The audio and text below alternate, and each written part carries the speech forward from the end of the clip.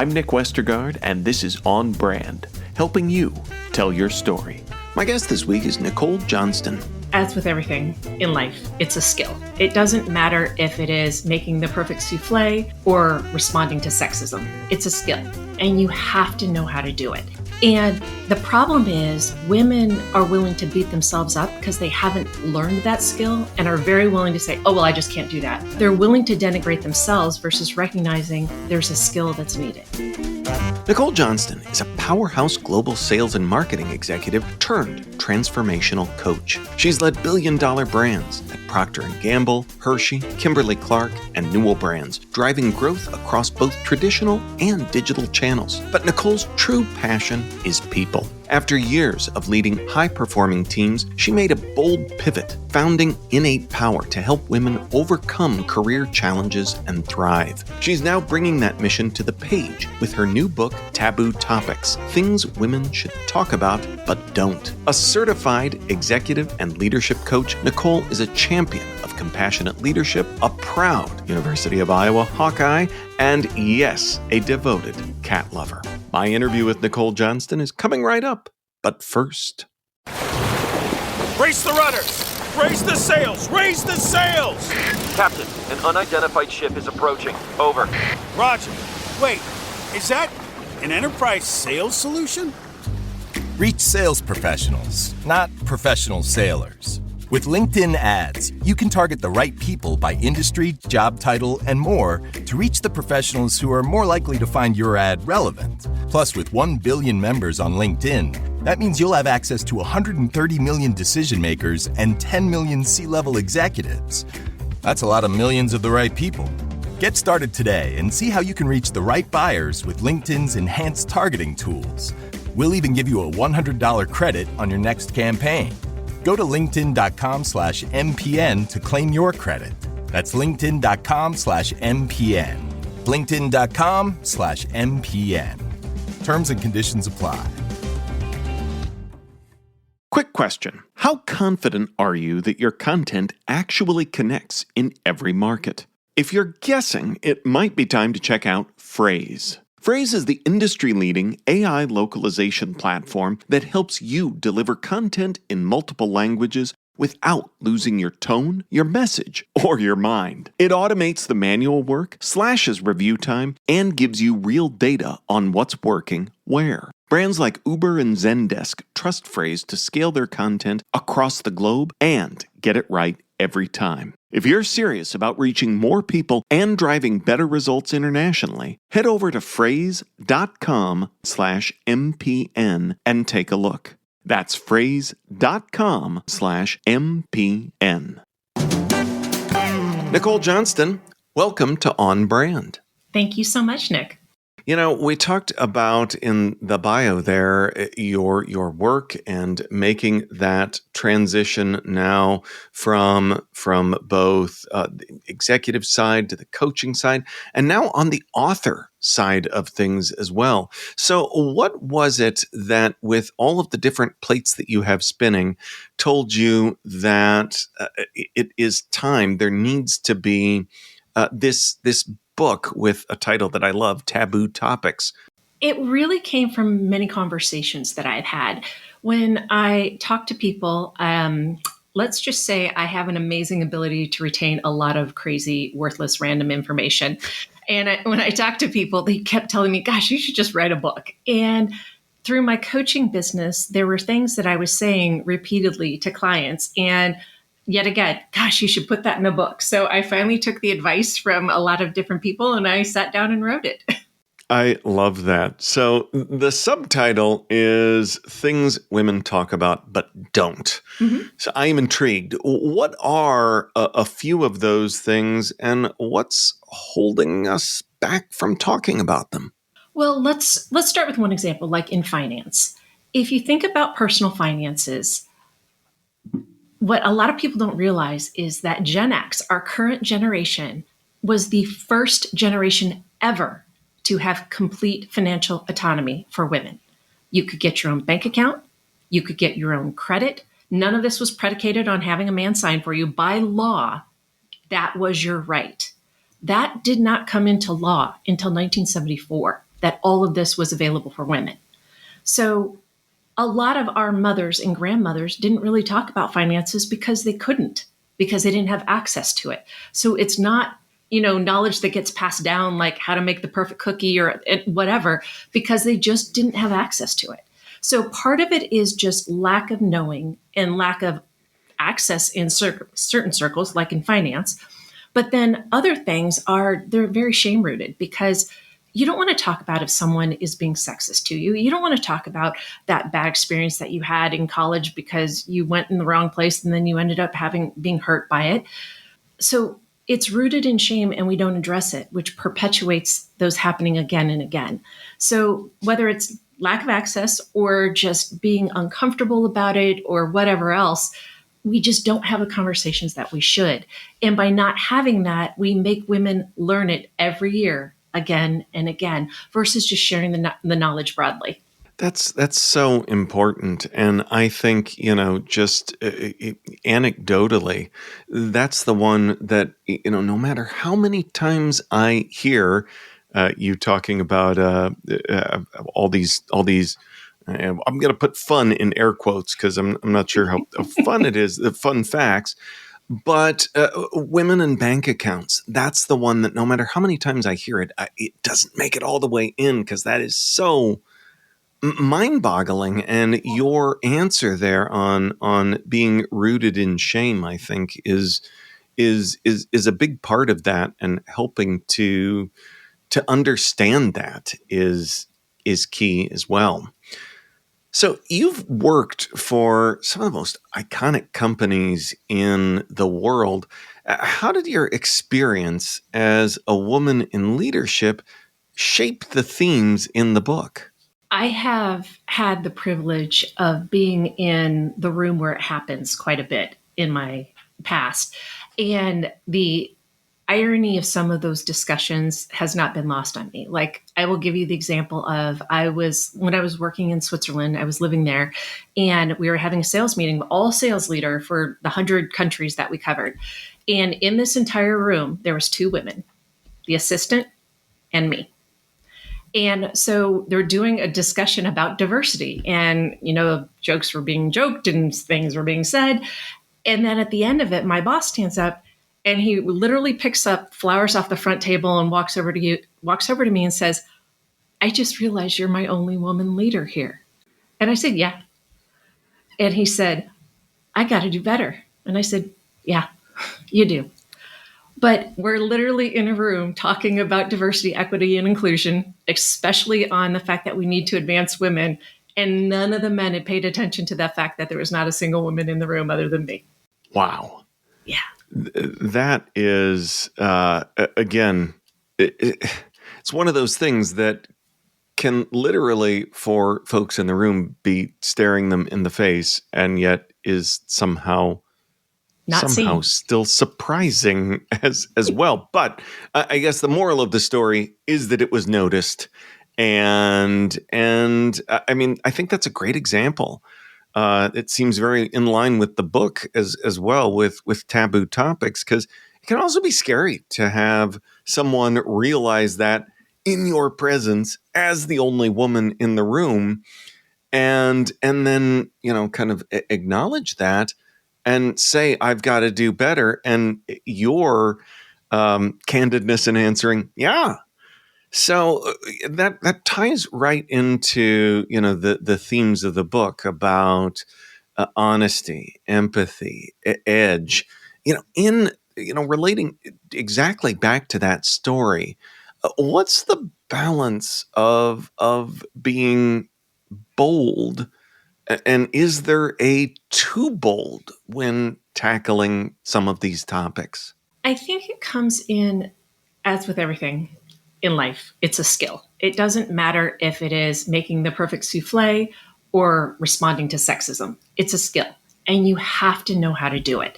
And the problem is women are willing to beat themselves up because they haven't learned that skill and are very willing to say, "Oh, well, I just can't do that," or, "Oh, I messed it up," or, pick whatever you want. But they're willing to denigrate themselves versus recognizing there's a skill that's needed. And so, to your question on boldness, a lot of it comes to how you can respond in the moment, and do you have the skills, the experience, the training to respond in a way that helps you. So as an example, one of my favorite things that I love to teach women is what I call the gold star question, which is, what do you mean by that? And you have to know not only the gold star question, but you have to know how to say it. Because if somebody says something to you that's not right, and you come at them, what do you mean by that? That's only going to blow back on you. But if you can manage to stay calm in the moment, even with a hint of a smile, if at all possible, and just say, what do you mean by that? And have them come back and either recognize they've done something wrong, or they double down. Oh, no, what do you mean by that? And if you can come back at it and not let it go, but in a way that cannot come back on you, you will either get the person to the point to realize everybody's squirming really uncomfortably with what I'm saying, or they get to the point where it's so far that you can report them to HR, one of the two. But either way. Pick a lane. Yes, but the bold response is by saying, what do you mean by that? It's not saying that is inappropriate. It's saying that I'm calling you out, but I'm calling you out in a way that protects me. And that's a skill. And so how you balance and how you respond matters. And that is also an easy way to build advocacy, because when you ask that and someone's like, usually someone else in the room might go, no, what do you mean by that? And then it starts building a wall around you of protection so that it is the whatever intent that was there is getting addressed in a way that is productive for you. So you've been making the rounds talking about taboo topics. I have to ask, pick a taboo topic from the book and tell us kind of why it matters and how you might propose tackling it differently. I'm going to say with self-advocacy, and that is a theme throughout the entire book, because I give the example of I'm from Iowa. Both my parents were teachers in Iowa, and it's a very simple pay scale in Iowa. How many years have you been teaching? What's your level of education? That's what you get paid, period. And when I got my first job offer from Procter Gamble, I very eloquently said, okay, I didn't negotiate anything because I didn't know you could.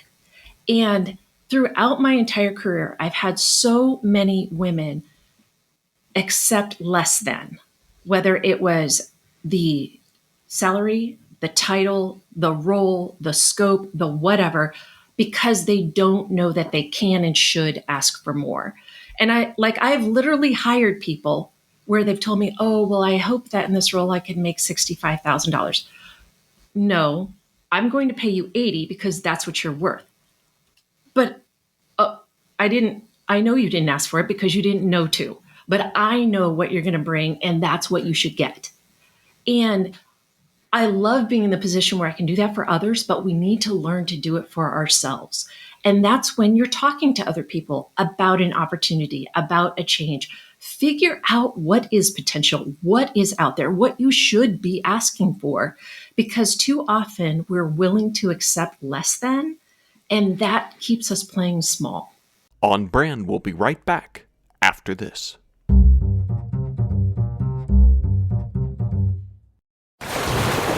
Brace the rudders!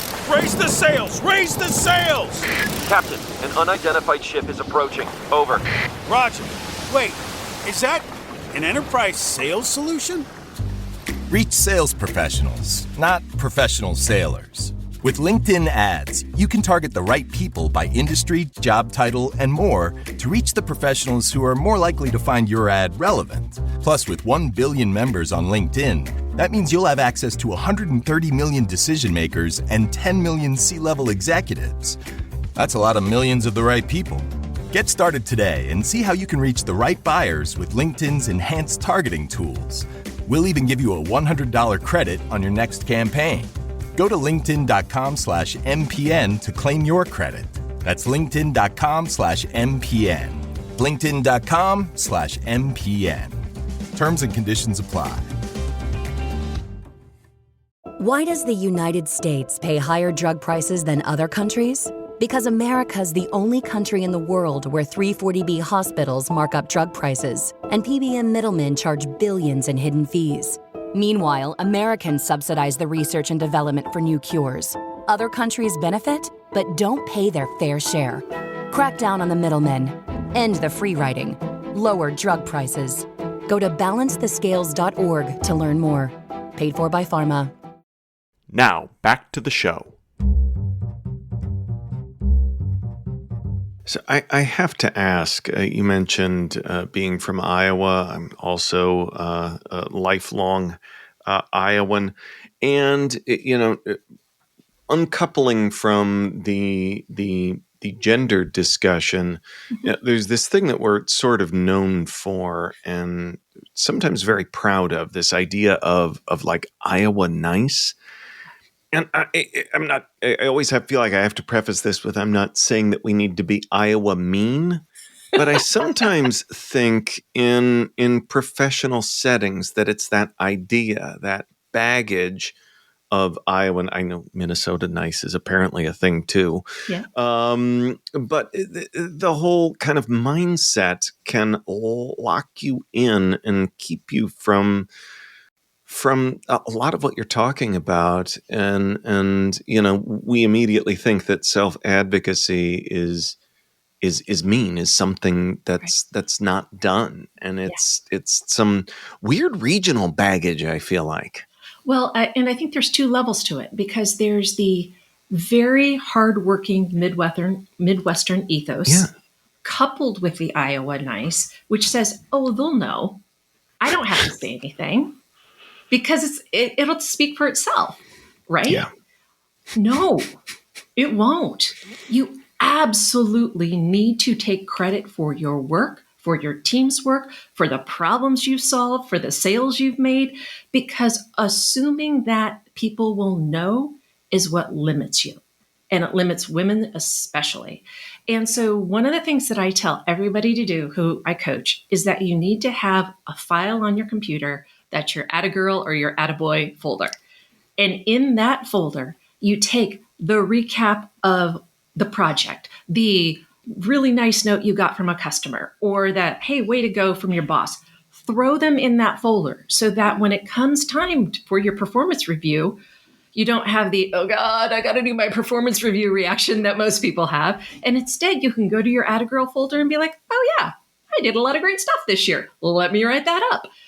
But by keeping it in one place, it makes it very easy to see what you've achieved.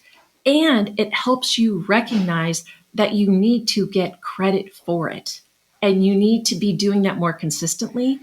I mean, don't get me wrong, the personnel review, the annual review is important, but it's a yes and.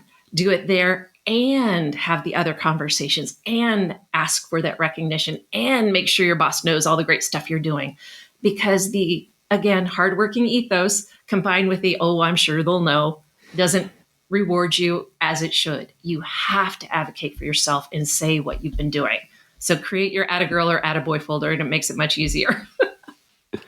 I love that advice and a great coaching tip as well. So I want to talk a bit about your coaching work, because at the top of the show, we jumped right into kind of this latest transition on authoring the book. Mm-hmm. But say more about your journey from executive leadership on the organizational side of things to becoming a coach. The last roles that I had in corporations were head of sales, sales officer, those kinds of things. And I was miserable. Oh my gosh, I was miserable.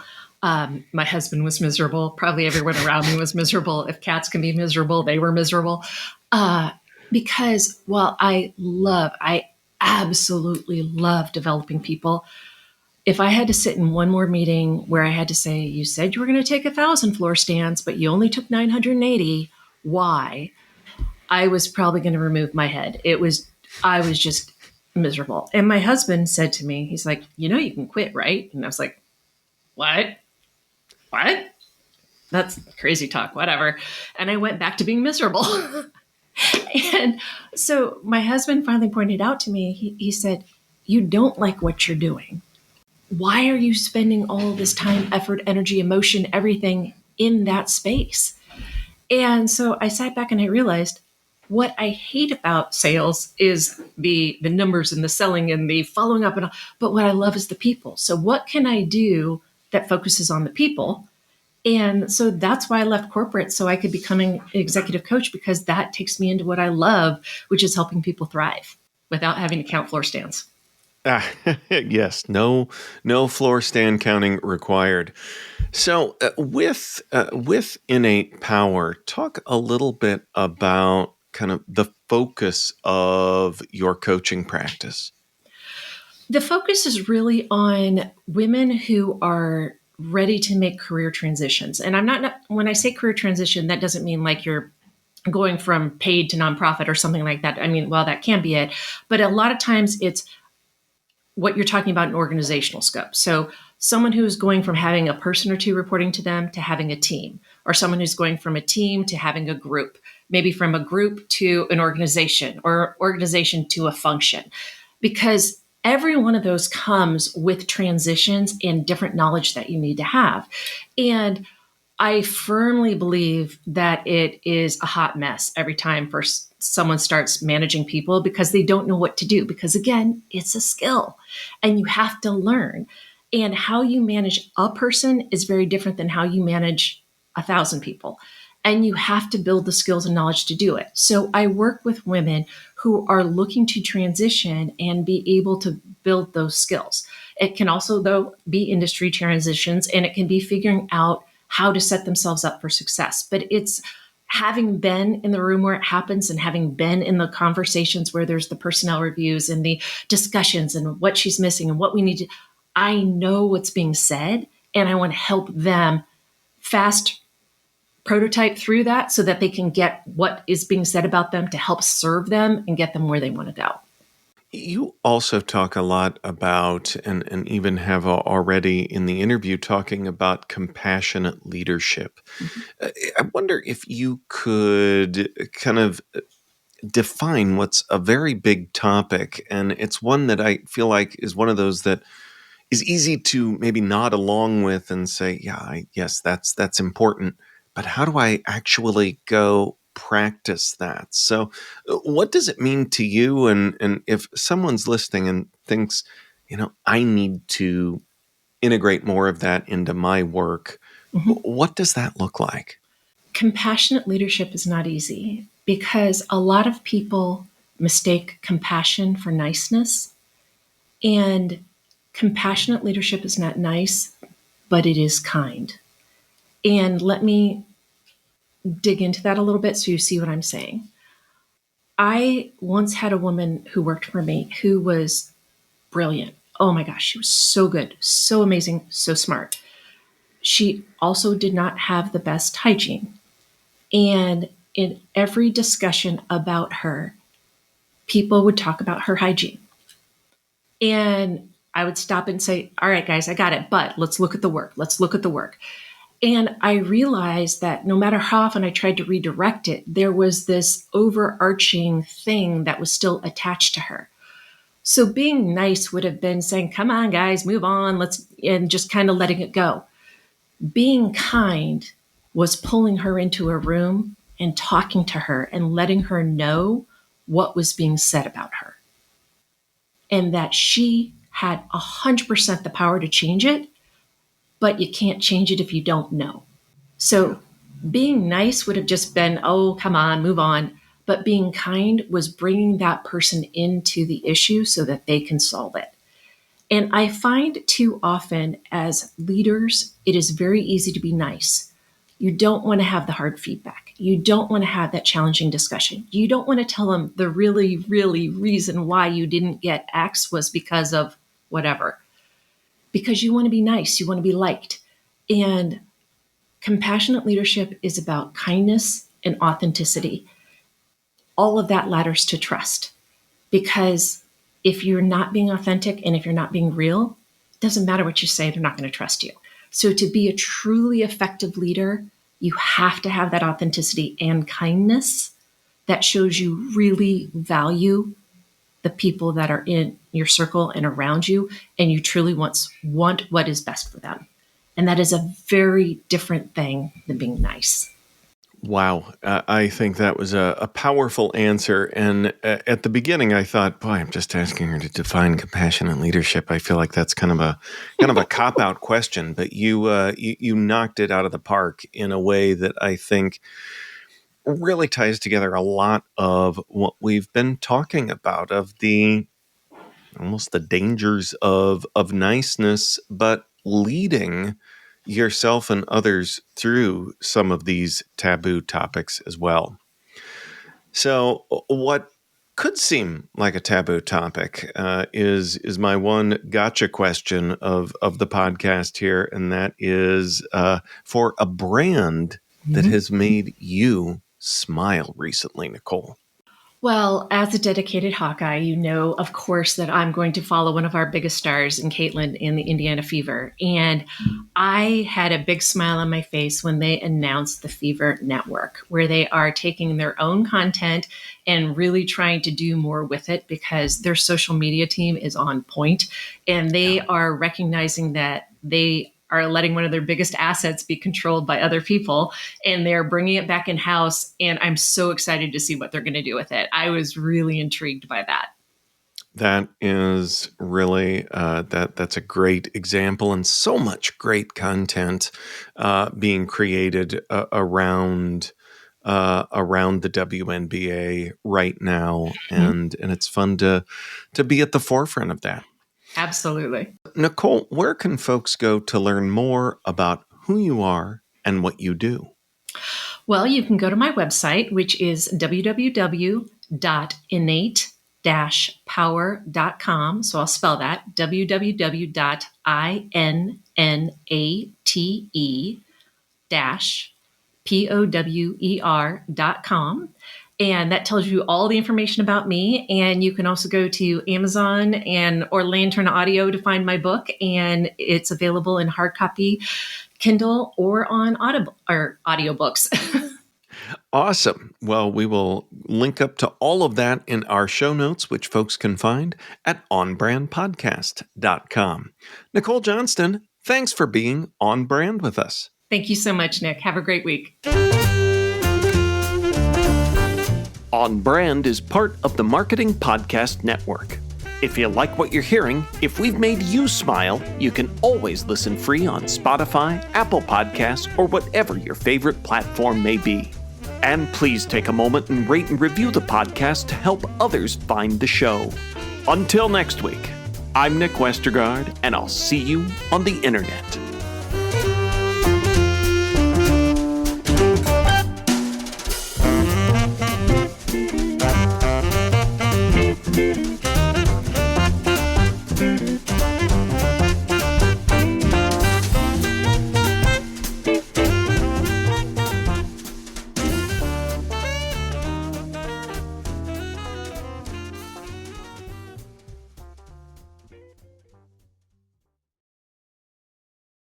You may know you're listening to this show along the Marketing Podcast Network, but did you know there are other great shows on MPN to help your business? Hennika Watkins-Porter hosts The Entrepreneurial You, empowering entrepreneurs with insights on leadership, business, and success. Hennika, tell listeners what to expect from your show. So we provide innovative business strategies and practical solutions to common entrepreneurial challenges. And where can people subscribe? Find us at hennikawatkinsporter.com, as well as the Marketing Podcast Network at marketingpodcasts.net, or search for it wherever you get your podcasts. You heard her. Go subscribe. This podcast is heard along the Marketing Podcast Network. For more great marketing podcasts, visit marketingpodcasts.net.